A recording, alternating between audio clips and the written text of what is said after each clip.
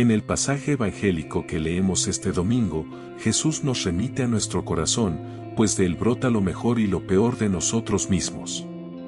Un corazón puro es el secreto de una persona unificada y libre. Según Søren Kierkegaard, un corazón puro es el que solo quiere una cosa, Dios y su voluntad. La pureza de corazón es la integridad absoluta capaz de vencer los deseos que debilitan y dividen. Un corazón puro es un corazón receptivo, fiel, recto, confiado, valiente, firme y fuerte. La impureza de corazón consiste en separarse de Dios. Un corazón impuro nunca está satisfecho, desea conseguir siempre más, pero contando con sus propios recursos. La impureza de corazón mancha, corrompe la conciencia, destruye la coherencia de vida y conduce a la muerte espiritual. Esta impureza puede adoptar muchas formas. Cualquiera que sea la fuerza o la idea que dirige nuestra vida, si no es Cristo, entonces estamos viviendo en la impureza. Jesús le dio mucha importancia a la pureza del corazón, incluso la hizo objeto de una bienaventuranza. Pero, ¿cómo alcanzarla? Las enseñanzas evangélicas nos ayudan a que la parezca, seremos semejantes a Él, porque lo veremos tal como Él es. Todo el que tiene esta esperanza en Él, se purifica a sí mismo, así como Él mismo es puro. Primera de Juan capítulo 3, versículos del 2 al 3. A quienes se empeñan en este propósito, siempre bajo el respetuoso impulso y la ayuda de la gracia, se les promete como recompensa poder ver a Dios. Lectura, Salmo y Evangelio de hoy domingo, 1 de septiembre del 2024.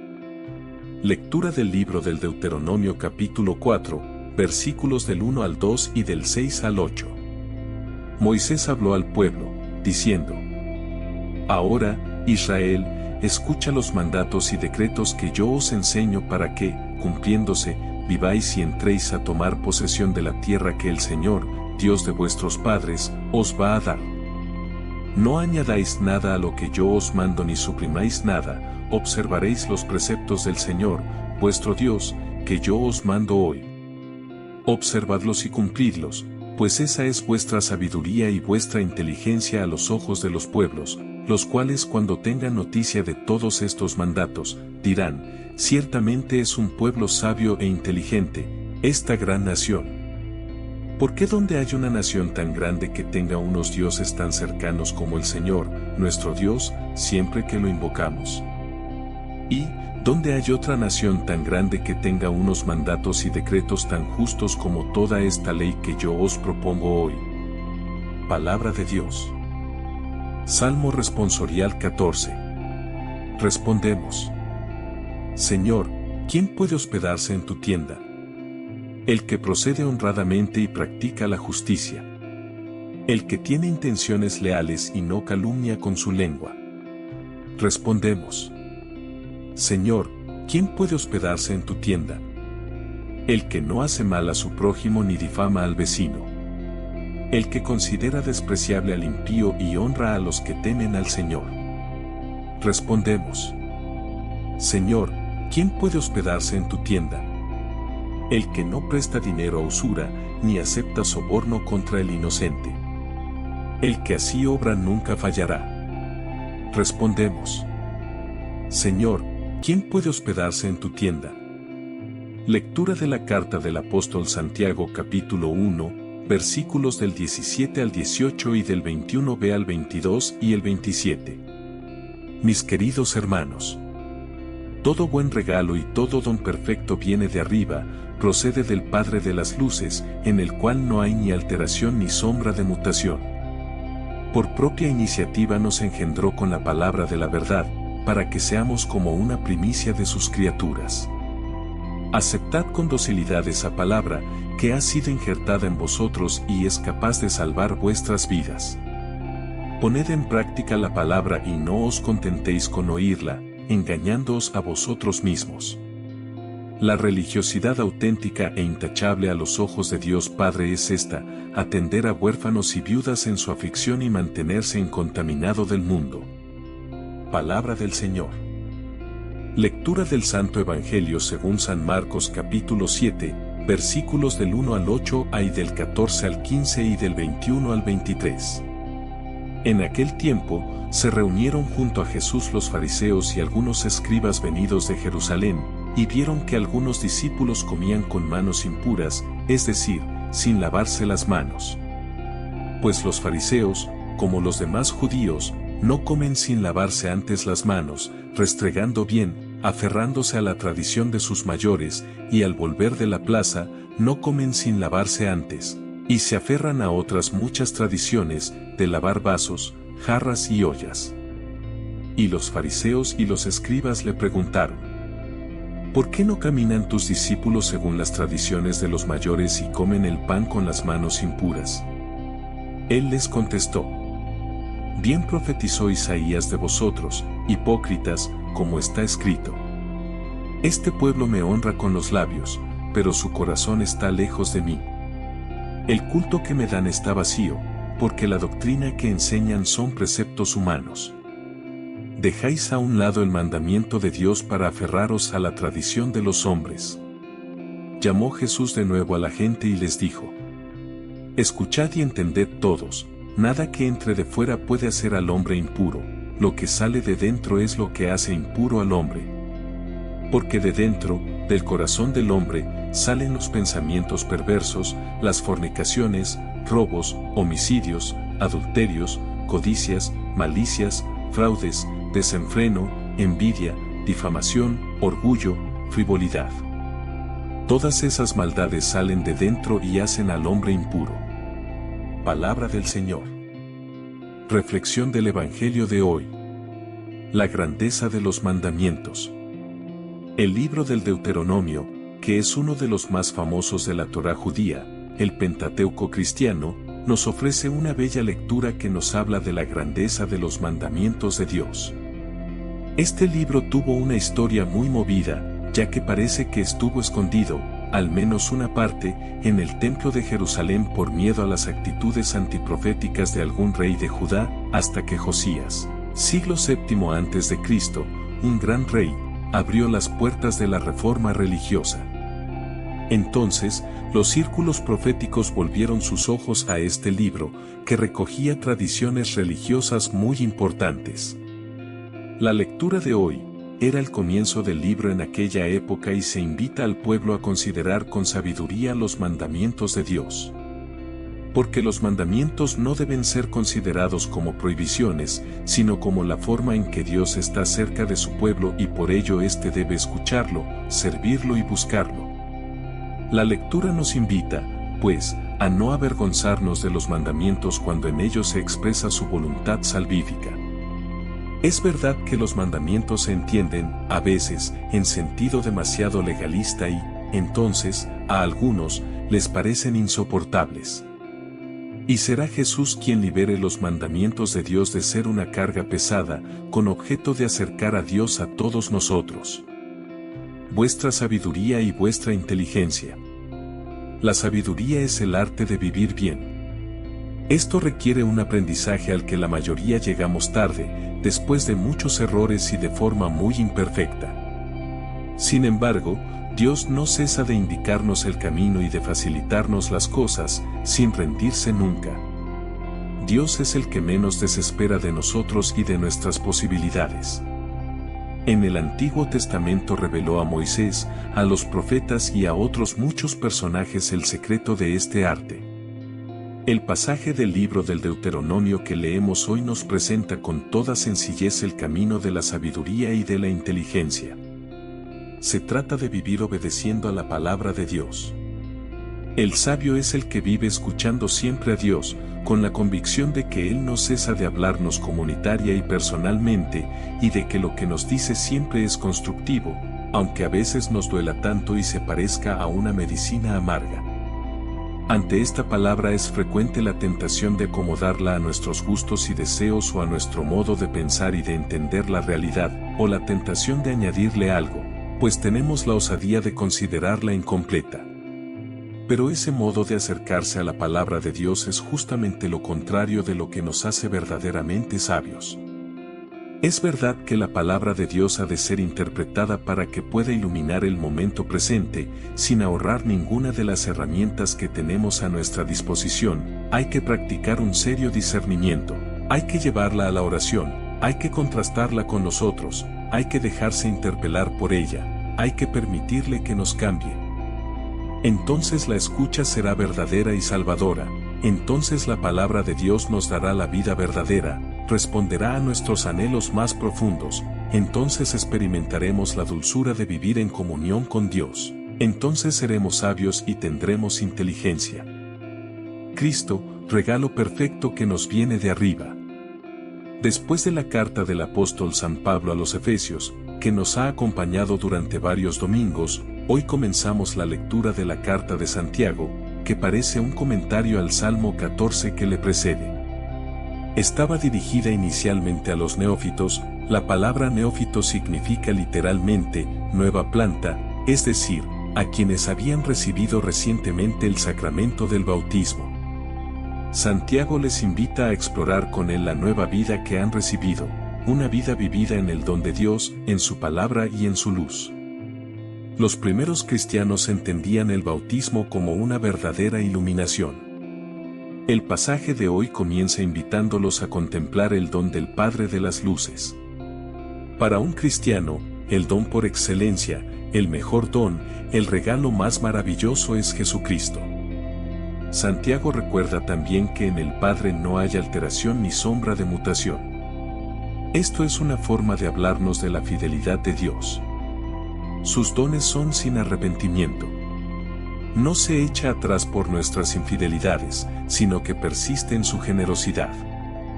Santiago nos dice también que la verdadera escucha de la palabra de Dios consiste en obedecerla, es decir, en ponerla en práctica. Esa palabra nos proporciona una ley perfecta, una ley de libertad que nos hace dichosos si la ponemos en práctica en nuestra vida. A continuación, Santiago nos recuerda en qué consiste la religiosidad auténtica e intachable a los ojos de Dios, en atender a huérfanos y viudas en su aflicción y mantenerse incontaminado del mundo. Jesús, en el pasaje evangélico de este día nos enseña en qué consiste esa pureza o incontaminación del mundo. Abrirse a los dones divinos. La carta de Santiago recoge la enseñanza de los dones de Dios. Su comparación con los astros del cielo que se eclipsan en momentos determinados no afecta al Padre de las Luces. Es un texto lleno de claves sapienciales en la mejor tradición de la teología judía. Dios ha querido darnos los dones verdaderos y se revelan, para el autor de la carta, en la palabra de Dios. Valoramos aquí una legítima teológica de la palabra, ya que en ella está la salvación. Es una palabra que opera la salvación de nuestro corazón y de nuestras mentes. Es verdad que pide, para que pueda salvarnos, ponerla en práctica. Sabemos que la carta de Santiago es de una efectividad incomparable, como sucede en su discusión sobre la fe y las obras. ¿Cómo es posible ponerla en práctica? Atendiendo a los que nos necesitan, a los huérfanos, viudas y los que no tienen nada. Y eso, por otra parte, es la verdadera religión, es decir, la verdadera adoración de Dios. La voluntad de Dios humaniza. El Evangelio, después de 5 domingos en que hemos estado guiados por Juan 6, retoma la lectura continua del segundo Evangelio. El tema es la oposición entre mandamientos de Dios y tradiciones humanas. La cuestión es muy importante para definir la verdadera religión, como se ha puesto de manifiesto en la carta de Santiago. El pasaje se refiere a la pregunta que los fariseos, cumplidores estrictos de las tradiciones de los padres, plantean a Jesús, porque algunos seguidores suyos no se lavan las manos antes de comer. La verdad es que esta es una buena tradición sanitaria, pero convertida en precepto religioso, como otras, puede llegar a ser alarmante. Es el conflicto entre lo esencial y lo que no lo es, entre lo que es voluntad de Dios y lo que es voluntad de los hombres en situaciones religiosas y sociales distintas. Este conjunto de Marcos capítulo 7 versículos de 1 a 23, es bastante complejo y apunta claramente a una redacción y unificación de tradiciones distintas, unas del tiempo de Jesús y otras posteriores. Son dos cuestiones las que se plantean. 1. La fidelidad a las tradiciones antiguas. 2. El lavarse las manos. En realidad es lo primero más importante que lo segundo. El ejemplo que mejor viene al caso es el de Orbán, VV. 9-13 el voto que se hace a Dios de una cosa, por medio del culto, lo cual ya es sagrado e intocable, sino irreemplazable. Si esto se aplica a algo necesario a los hombres, a necesidades humanas y perentorias, parece un contra Dios que nadie pueda dispensar de ello. Si alguien promete algo a Dios que nos ha de ser necesario para nosotros y los nuestros en tiempos posteriores, no tendría sentido que se mantenga bajo la tradición del Orbán. Los mismos rabinos discutían a fondo esta cuestión. La respuesta de Jesús pone de manifiesto la contradicción entre el Orbán del culto y el decálogo, voluntad de Dios, citando textos de la ley, Éxodo 20, 12, 21, 17, Deuteronomio 5, 16, Levítico 20, 9. Dios, el Dios de Jesús, no es un ser inhumano que quiera para sí algo necesario a los hombres. Dios no necesita nada de esas cosas que se ponen bajo imperativos tradicionales. La religión puede ser una fábrica inhumana de lo que Dios no quiere, pero si lo quieren los que reemplazan la voluntad de Dios para imponer la suya. Los mandamientos de Dios hay que amarlos, porque los verdaderos mandamientos de Dios son los que liberan nuestras conciencias oprimidas.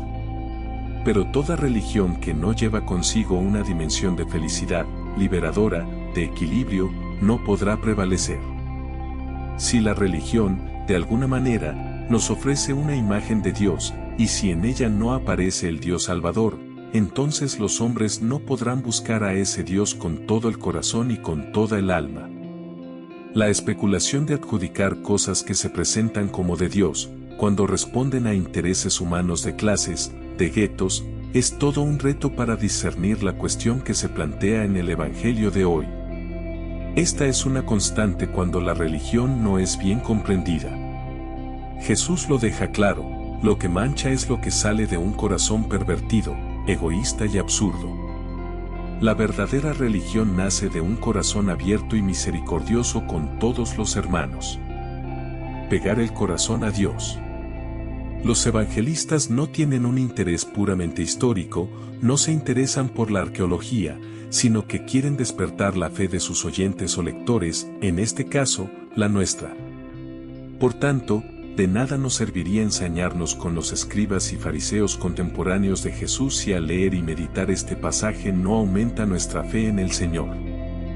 Si los evangelistas insisten tanto en la confrontación entre Jesús y, especialmente, los fariseos, no es solo porque éstos tramaron su muerte, sino también porque sus comportamientos son una tentación constante para los cristianos de todos los tiempos y son susceptibles de reeditarse constantemente, aunque con nuevas formas, a veces sutiles. Releer y meditar estos pasajes puede ser un antídoto para evitar caer en los mismos defectos. Ciertamente, los fariseos eran como nosotros, de la misma pasta. La palabra fariseo significa separado. El movimiento fariseo, nacido hacia el año 135 a.C., deseaba la conversión, quería apartarse de todo compromiso político, buscaba la pureza de la fe. Pero, si no estamos vigilantes, aún los mejores ideales y propósitos se corrompen. Los evangelistas recogen varias confrontaciones entre Jesús, por una parte, y los escribas y fariseos, por otra. Escribas y fariseos trataban de demostrar que Jesús no era un buen maestro porque no enseñaba bien a sus discípulos, se pasaba por alto las tradiciones de los mayores. Hay que reconocer que las tradiciones son muy importantes en la vida de un pueblo, son una riqueza legada por los antepasados, que expresa la sabiduría adquirida. En torno a ellas se forma la identidad de las nuevas generaciones. Por tanto, atacar las tradiciones de un pueblo es atacar su identidad. Jesús no pretende anular las tradiciones, sino purificarlas de los elementos excluyentes y nocivos. En el pasaje de hoy, Jesús califica a los fariseos y escribas de hipócritas y les aplica la acusación que en otro tiempo el profeta Isaías dirigía contra todo el pueblo elegido: este pueblo me honra con los labios, pero su corazón está lejos de mí. El culto que me dan está vacío, porque la doctrina que enseñan son preceptos humanos. El culto verdadero es el que establece una concordancia entre los labios y el corazón, el que brota de un corazón apegado a Dios. Jesús les critica también porque dejan de lado el mandamiento de Dios para aferrarse a la tradición de los hombres. Esta forma de banalizar la palabra de Dios es grave y destruye la verdadera religión, en la que Dios debe tener el primer puesto y todo lo demás debe pasar a un segundo plano. Este comportamiento es una constante en la historia de las religiones. Jesús aprovecha la ocasión para instruir a la gente sobre algo muy importante y liberador al mismo tiempo, y que no ha sido aprendido ni aceptado por algunas religiones: solo lo que sale del corazón contamina el hombre, no lo que entra por la boca. Pero nuestro corazón será verdaderamente puro si está pegado a la fuente de la santidad y de la pureza. ¿Busco la sabiduría que viene de Dios? ¿Escucho con respeto la palabra de Dios y tengo la esperanza de que me transforme? ¿Mi corazón está apegado a Dios o está más atento a otras realidades o personas? Antes de irte, recuerda dar me gusta, suscribirte, activar la campanita y compartir con las personas que te rodean, para que todos tengan el privilegio de escuchar la palabra de vida eterna. Dios te bendiga en el nombre de nuestro Señor Jesús. Amén.